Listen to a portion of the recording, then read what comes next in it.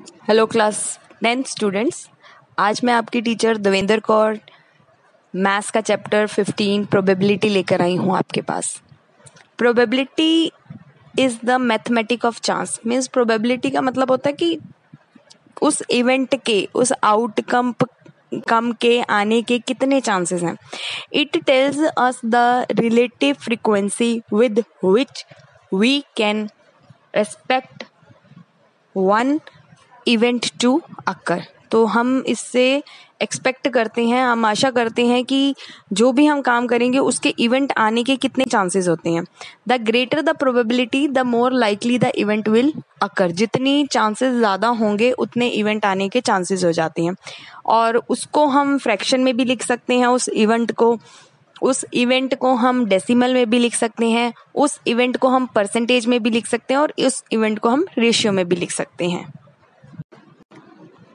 Probability is the numerical measure of the likelihood that the event will occur. एक numerical value है probability, जो event के मतलब कितने chances हैं उसके होने के, वो हमें numerical value में बताएगा। Value वो 0 से लेकर 1 तक की होती है, ठीक।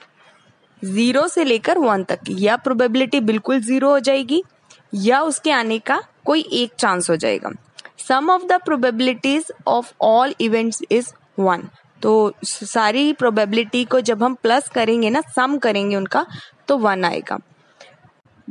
A probability experiment is an action through which specific result. उसको काउंट करो, उसको मेजर करो, उसको रिस्पॉन्स करो, इन सब चीजों को मिला कर ना वो उसका एक्शन, प्रोबेबिलिटी का एक्सपेरिमेंट कंप्लीट हो जाता है। The result of a single trial in a probability experiment is an outcome। जो रिजल्ट आएगा सिंगल ट्रायल मतलब एक ही ट्रायल के अंदर, वो चांसेस हो जाते हैं प्रोबेबिलिटी के आने के, ठीक। The set of all possible outcomes of a probability experiment is the sample space denoted by S। अगर सैंपल स्पेस है एक्सपेरिमेंट का नाम, तो उसको डिनोट कर देंगे हम एस से, ठीक है। उस प्रोबेबिलिटी को डिनोट कर देंगे हम एस से। एन इवेंट, फॉर एग्जांपल देखो, एक डाई होती है जो लूडो होती है, उसमें 6 जो होते हैं ना, वो चांसेस होते हैं आने के। तो एक बार ही हम फेंकते हैं, एक सिंगल ट्रायल होता है, एक बार हमने फेंका, जो आउटकम आ गया ना, दैट इज अवर प्रोबेबिलिटी। तो an event consists of one or more outcomes and is a subset of sample spaces।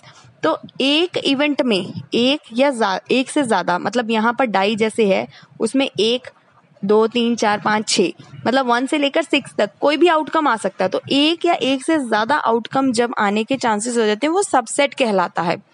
Event are often represented by upper case.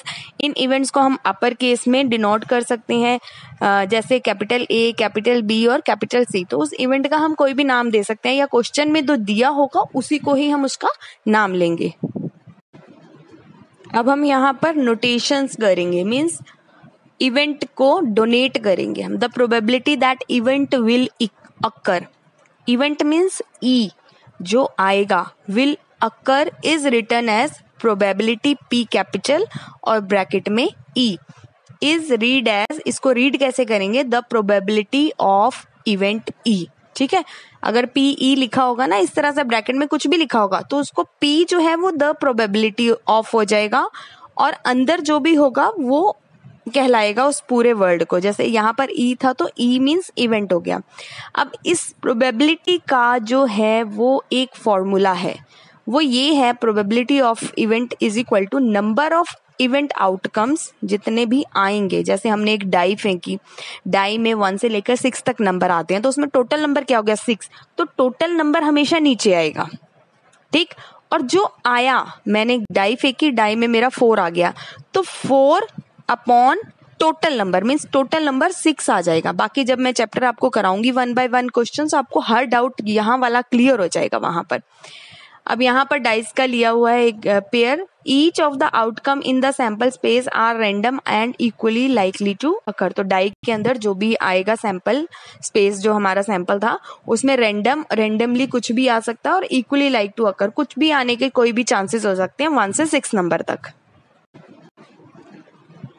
चलिए क्लास 10th, अब हम फटाफट से 2 प्रॉपर्टीज हैं प्रोबेबिलिटी की, वो एक बार से रिकॉल कर लें और उसके बाद मैं आपको एक बार दोबारा इंट्रोडक्शन रिकैप में दिखाऊंगी वीडियो के थ्रू, और अगेन उसके बाद हम दोबारा से एक्सरसाइज स्टार्ट कर देंगे और एक्सरसाइज में 1 बाय 1 क्वेश्चन सॉल्व करेंगे, जिससे आपके धीरे धीरे सारे डाउट क्लियर हो जाएंगे। तो इस वीडियो के अंदर मैंने 3 या 4 क्वेश्चंस डाले हैं, उसके बाद आपको वीडियोस जो है पर क्वेश्चन के हिसाब से सेंड करूंगी। तो प्रॉपर्टीज करते हैं प्रोबेबिलिटी की। 0 प्रोबेबिलिटी जो है P जो है वो 0 के इक्वल से लेकर 1 तक कुछ भी आ सकती है, ठीक है। या तो प्रोबेबिलिटी बिल्कुल 0 हो जाएगी, या होगी ही नहीं उसकी प्रोबेबिलिटी, या 1 तो होगी ही होगी। तो ये रिमेंबर रखने का पॉइंट है, ठीक है, ये पॉइंट टू बी रिमेंबर है। और इसका ये फॉर्मूला है जब प्रोबेबिलिटी हमें ना आने की निकालनी हो, P ब्रैकेट में E। तो मैंने साइड में देखो फुल फॉर्म्स लिखी है। E जो है पॉसिबल इवेंट है और E पर जो बार है नॉट पॉसिबल इवेंट, मतलब उसके आने के चांसेस ही नहीं है। तो ये एक फॉर्मूला है, ये फॉर्मूला जो है ना ये 10th में न्यू है, बाकी प्रोबेबिलिटी तो आपने 9th में की है। ये जो फॉर्मूला है ना आने की प्रोबेबिलिटी निकालने का, वो फॉर्मूला न्यू है इस क्लास 10th की प्रोबेबिलिटी में। तो ये हम जब चैप्टर के क्वेश्चन सॉल्व करेंगे आपको ये फटाफट से समझ आ जाएगा इस फॉर्मूले को लिखना कैसे है, अप्लाई कैसे करना है और इसको सॉल्व कैसे करना है। तो इसका फॉर्मूला सिर्फ आप ये लर्न कर लो कि P probability of event plus probability of not event, ये नॉट इवेंट है, इक्वल्स टू 1। तो इन दोनों में से जो निकालना होगा ना वो 1 के साथ माइनस हो जाएगा जाके, ये तो आप नॉर्मली निकाल ही लोगे। मेन फॉर्मूला ऊपर वाला है, फॉर्मूला टू लर्न जहां मैंने लिखा है ना वही फॉर्मूला याद करने वाला है। इसके बाद एक्सरसाइज के क्वेश्चन स्टार्ट करते हैं हम। नहीं, एक्सरसाइज के क्वेश्चन स्टार्ट करने से पहले हम इंट्रो करेंगे एक बार दोबारा, और इंट्रो के बाद मैं इस वीडियो के अंदर 1 2 3 4 क्वेश्चंस आपको कराऊंगी, उसके बाद आपको वीडियोस में अलग से सेंड करूंगी बाकी सारे क्वेश्चंस के। 25 के आसपास क्वेश्चंस हैं इस चैप्टर में, तो एक ही एक्सरसाइज है। Till then take care and thank you for watching this video from your teacher Devendra Kaur.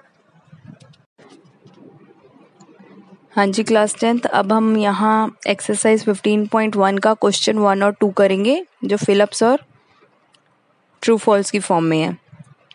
Question number first का फर्स्ट पार्ट है probability of an event plus probability of the event not E. ये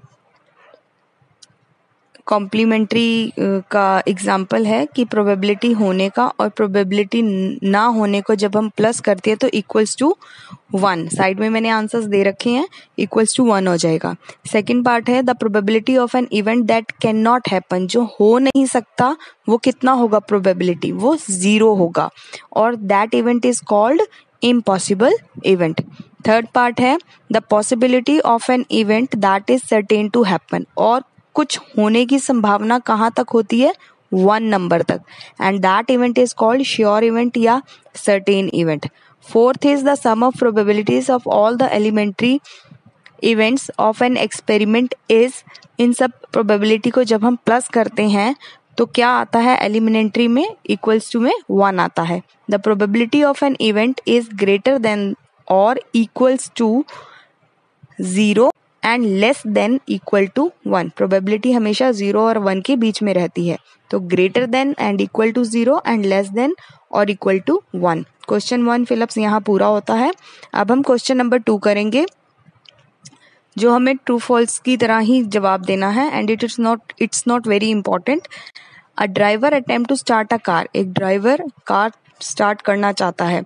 the car start or does not start, तो ये statement true है या नहीं, तो false है, क्योंकि कार स्टार्ट ही होगी, डज नॉट स्टार्ट होने के बहुत कम चांसेस होते हैं।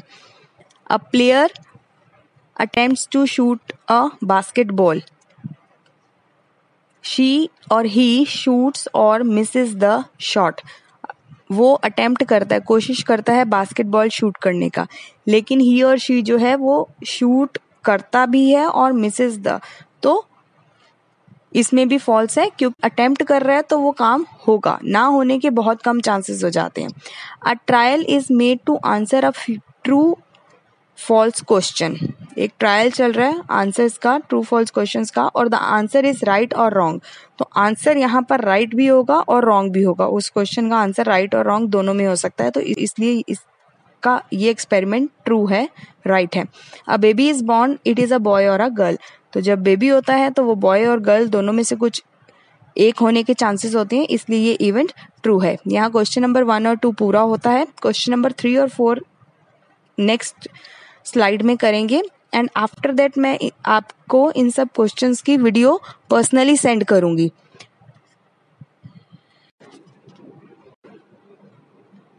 हाँ जी 10th क्लास, अब हम एक्सरसाइज 15.1 का क्वेश्चन 3 और 4 करेंगे। इसके बाद 5 से लेकर 25 तक जितने क्वेश्चंस हैं उनकी मैं आपको पर्सनली वीडियो सेंड करूंगी 1 by 1।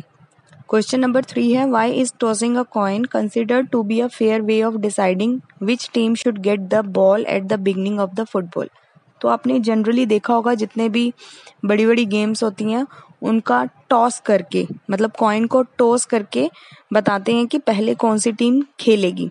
तो ये फेयर वे ऑफ डिसाइडिंग क्यों है?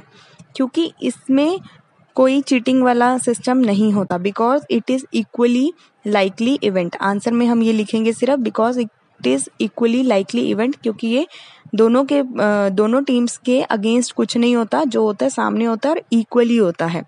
क्वेश्चन नंबर 4 है, which of the following can not be probability of an event. In 4 options में से किसकी प्रोबेबिलिटी नहीं होनी चाहिए? तो वैसे मैं जनरल आपको बता दूं कि जो माइनस में नंबर होते हैं उनकी कभी प्रोबेबिलिटी नहीं होती, तो हमारा आंसर बी जो है वो करेक्ट है।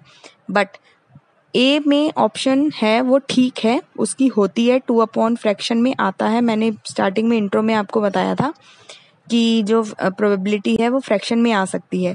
तो 2/3 जो है न्यूमरेटर और डिनोमिनेटर है ऊपर वाला नंबर, नीचे मैंने लिखकर प्रॉपर समझाया हुआ है आपको। न्यूमरेटर जब भी लेस देन होगा, डिनोमिनेटर जब भी लेस देन होगा, न्यूमरेटर जब भी लेस देन होगा, मतलब ऊपर वाला नंबर जब भी कम होगा नीचे वाले नंबर से, तो वो प्रोबेबिलिटी में होता है। बी मैंने आपको पहले बता दिया कि नेगेटिव कभी नंबर प्रोबेबिलिटी नहीं देता। 15% को जब हम सॉल्व करेंगे तो 15/100 आ जाएगा, और जब उसको हम कट करेंगे तो न्यूमरेटर अपॉन डिनोमिनेटर आ जाएगा। अगेन फर्स्ट नंबर वाली सिचुएशन आ जाएगी कि ऊपर वाला नंबर जो है नीचे वाले नंबर से कम है, इसलिए वो प्रोबेबिलिटी देगा। 0.7, अब प्रोबेबिलिटी हमेशा बिटवीन 0 से 1 तक की होती है, और यहाँ पर 0.7 है, मीन्स 0 के और 1 के बीच का नंबर है ये, इसलिए ये प्रोबेबिलिटी देता है। तो आंसर हमारा बी पार्ट है, -1.5 जो प्रोबेबिलिटी नहीं देगा हमारा। यहाँ पर क्वेश्चन 1 2 3 4 कंप्लीट होते हैं। अगली वीडियोस मैं आपको पर्सनली सेंड करूंगी और वर्कशीट मैं आपको आफ्टर दैट सेंड करूंगी। Till then take care, with your teacher Devender Kaur।